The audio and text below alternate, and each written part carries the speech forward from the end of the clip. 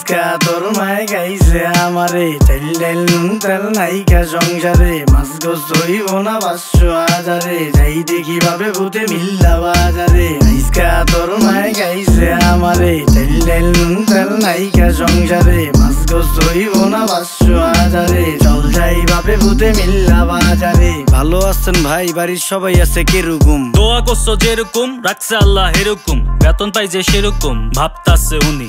যে কয় টাকা বেতন পাই সবই চিনি মিনি, 1 মাসের বাজার সদাই একেবারে কিনি, আটা ময়দা চিনি খালি এই টাকাটাই ঋণী। Very good very good. আরেকজন কয় ভেরি গুড।